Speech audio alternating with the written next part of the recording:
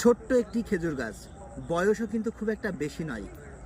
কিছুদিন আগেও অযত্ন অবহেলায় পড়েছিল। একই সাথে গাছে কিন্তু বিভিন্ন যেই উদ্ভিদ জন্ম নেয়, অর্থাৎ গাছের জন্য ক্ষতিকারক যেসব লতাপাতা রয়েছে সেগুলোতেও এই গাছটি পুরো ঘেরা ছিল।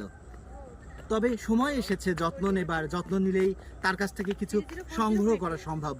সেই আশাতেই কিন্তু গাছিরা এই ছোট্ট খেজুর গাছটিও খুব যত্ন সহকারে কেটেছে এবং রস সংগ্রহের জন্য ঠিক এখানে কিন্তু মাটির যেই পাত্রটি সেটিও কিন্তু লাগিয়েছে এবং গাছ রস দিচ্ছে। সুস্বাদু যেই মিষ্টি রস সেটিও কিন্তু টোপে টোপে পড়ছে।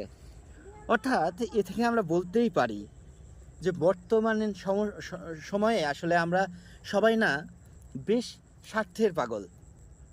যখন আমাদের প্রয়োজন হয় তখন আমরা যে কাউকেই খুব যত্ন করি।